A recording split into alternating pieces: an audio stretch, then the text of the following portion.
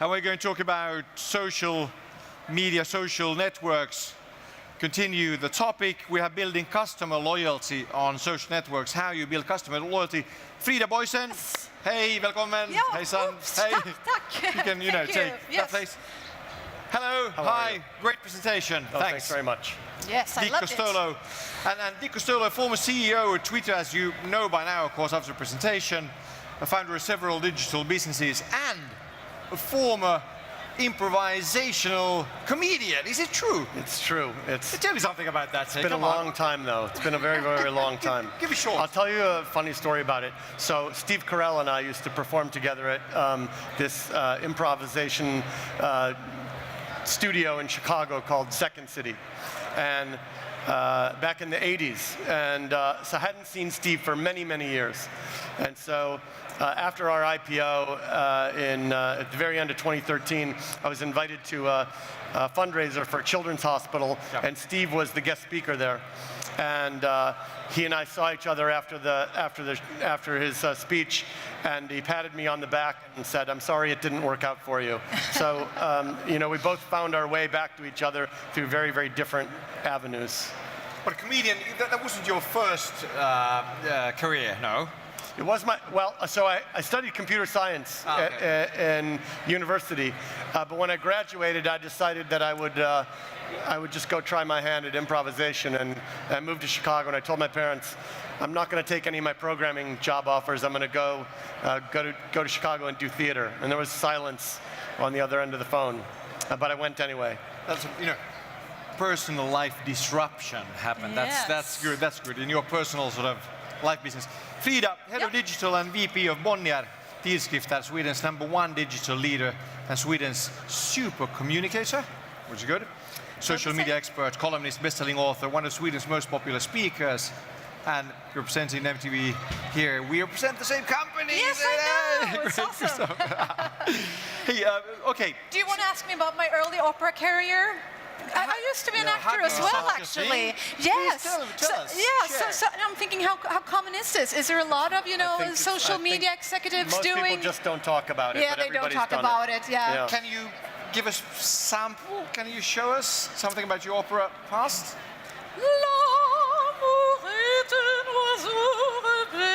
It's probably true. Did you know that was coming? I did not expect that. That's amazing. Yeah, it's a good one. Well done. Yeah. That's a good party trick. Yeah, it is. Oh, you can always do the habanero. Yeah. Always but works. that's amazing. Well, a comedian, opera singer. Why do what are you doing? snapsvisor? Snapsvisor. Oh, snapsvisor. Oh, yeah. But I won't show Hell and Gore now. I mean, it's Hell and Gore actually. You know that one? No. Hey, all right. Let's cut to the chase. Social networks, how you build it. When you have the customers, of course, you want to keep them. As they say, 50% easier to sell to existing customers than it is to land new ones. And you do that through social media nowadays, of course. How do you engage? Well, what's the best way? Frida. It depends on who you're talking about, who you're talking to. But of course, you have to talk to the heart, basically, to reach out. You have to. That's where you get them loyal. That's the way you. Well, you have to matter. You have to get their attention, and to talk to the heart, you have to talk from your own heart, and then you have to know who you are and what your values are. I would say, to start with. So honesty, we talked about that. We heard that several times today. Nowadays, more than ever. I would actually alter that just a bit from honesty to be authenticity. People can. What's the difference? Well, I think authenticity is consistent tone of voice. You're reinforcing the same way of talking. You can see you can tell when accounts, Twitter accounts, Instagram accounts, anything. One department posted this thing, and a different department posted this thing. Maybe marketing posted this thing and product posted this thing. And people can see through that difference in tone of voice, and when they detect that inauthenticity, they tune out. They might have both been honest, but if they have different tone of voice and it feels like the brand is all over the place, people will move on. So talk about these, the classic silos. It really means that you can't stay in your silos. That's one of the most important lessons. And then there are viral keys, I would say, if you really want to turn viral. And I mean, then there are viral keys as anger, I would say. You know that at Twitter. And humor, of course, a good laugh. That's perfect. The thing is, actually, I mean, if you consider the old school corporate traditions, very sort of controlled, very sort of grown up voice, very sort of strict and blah blah blah. But the world of social media, I mean, you can be a bit more childish. You don't have to press it that hard. Am I right? I mean, you can be a bit more playful. You can be more. I think playful is a great word. And when you do that, why is it actually? Why? Because people, it goes back to my comment about authenticity. People can tell when they're getting spun by the marketing department or someone's issued a press release on social media, and they tune that out. When they can see that a brand is in real time jumping into a conversation that they couldn't possibly have planned, and that they embrace that real time conversation, people react to that and they engage with it. Mm-hmm. Definitely, yeah, I totally agree. Engagement is everything. To be there, to be, replying exactly, to. and which means that everything moving so fast, all these messages through all these channels, it's a self sort of correcting mechanism as well. So if you're not perfect, super controlled, 100% right all the time, you have so many chances to put it right again with your new messages.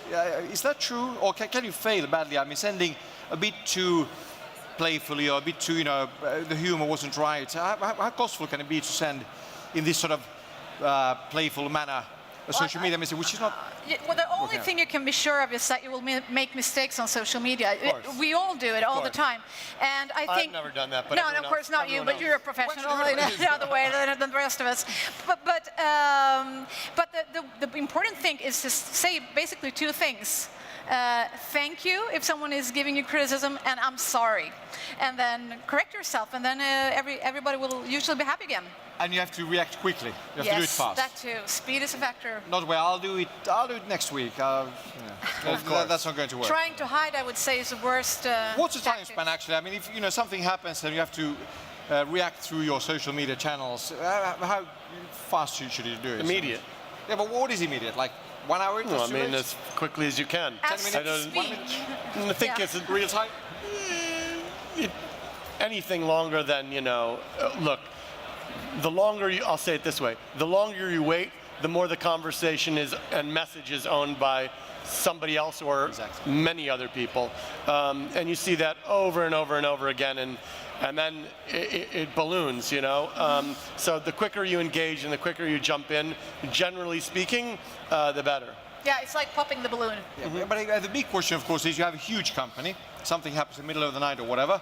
So the thing is, should basically everyone have the right to start putting out those messages, or should we still keep this some sort of a controlled staff that, hey, it's only Jane and Harry who are allowed to send these playful quick messages, or should it be? I mean, brand building, everyone in the company builds a brand, of course, how they behave outward and blah blah blah. Should everyone have the right to social medialize? I guess you would say yes. I think it's no. I would actually say. If something happens in the middle of the night, it's probably not the case that you want to say anyone in the company can jump into the account and respond to it. That's probably got all sorts of problems associated with it. But if something happens in the middle of the night, people want authenticity. They're not expecting a reaction from the company 4 seconds later if something happens in the middle of the night, but they want to see you with some reasonable response time jump in there after you've had an opportunity to think about it and discuss it internally and, engage. And I would say if there is a big problem and you are a huge company, you will always have somebody on staff to see what's happening with your social accounts, even if you're asleep. And if it's severe enough, someone will wake up the CEO or whoever is the one who should respond. But you probably need a fairly big squad of players, I mean, who are allowed to press the send tweet button, for instance. I think different companies handle it differently. Some companies are more than happy. O2, the mobile operator in the UK, years ago had a broad number of people who could publish from the account. and they were perfectly happy to take chances and be playful and use tone of voice to be playful with customers, and that worked quite well for them. Other places are much more, look, there are a couple people who can tweet, and it's that way because we want to always be speaking with the same consistent tone of voice. Is it difficult to listen to customers? What the message really is? I mean, how difficult is that to learn in big companies? Well, I think it's a great gift to us. I mean, what social media has given us is a total shift of power in society.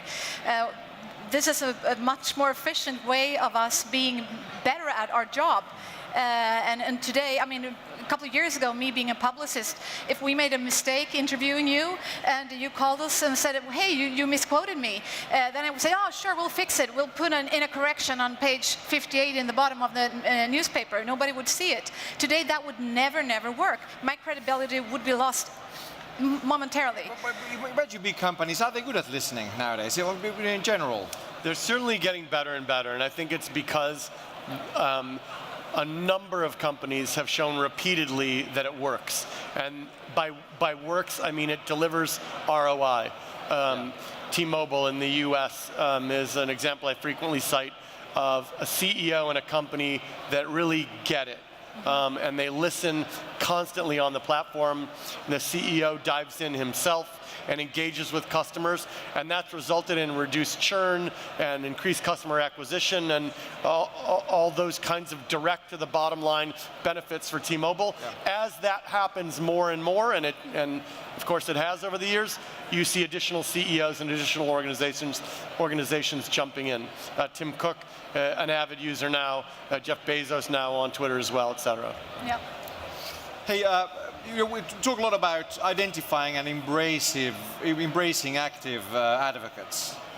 How do you do it?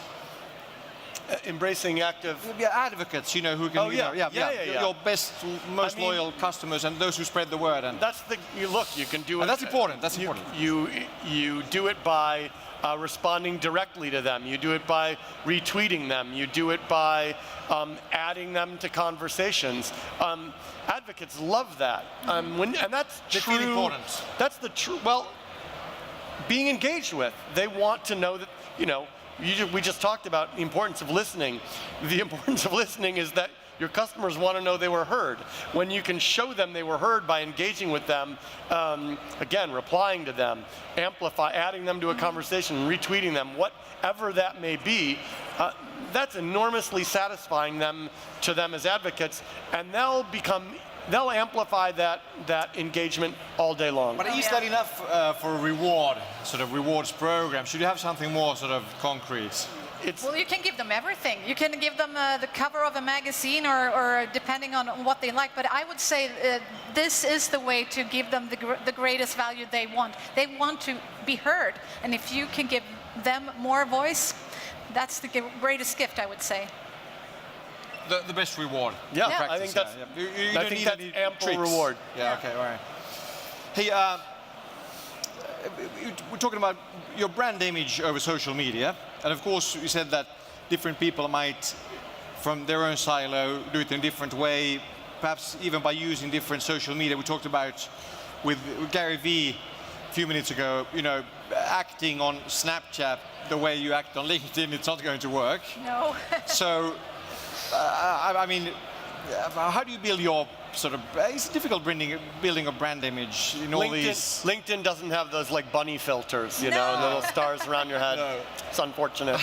Do you do a lot of Snapchat? It's a real missed opportunity for Jeff and Reid Hoffman. But is it difficult, with all these channels and stuff? So, how simple is it to build a brand image that is solid and looks good, through the whole Something I've noticed, I don't know how you do it. Are you on Snapchat? Yeah. Because not a lot of CEOs are. I think they are feeling afraid of being that playful.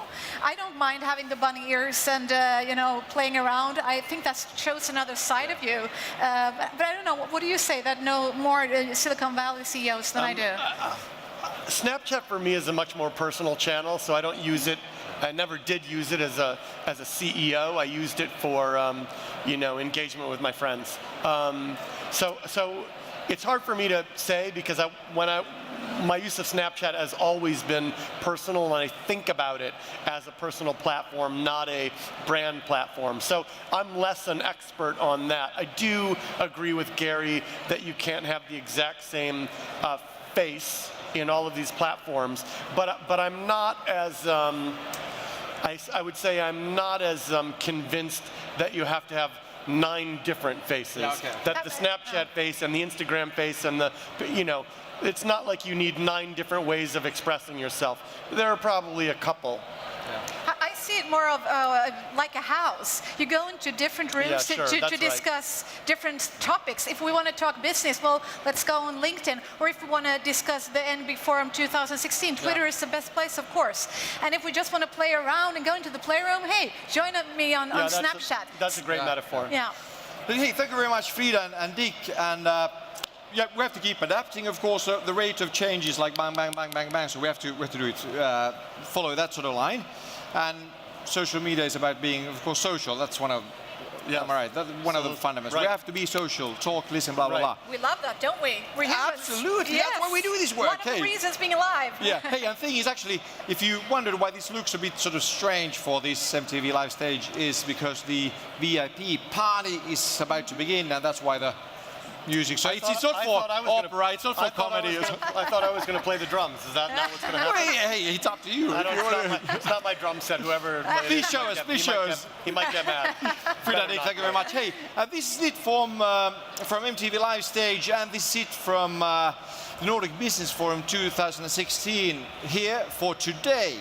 And we'll be back tomorrow here, both Live Stage and Nordic Business Forum as such, tomorrow morning. Thank you all. Great. Thanks very much. Thank you.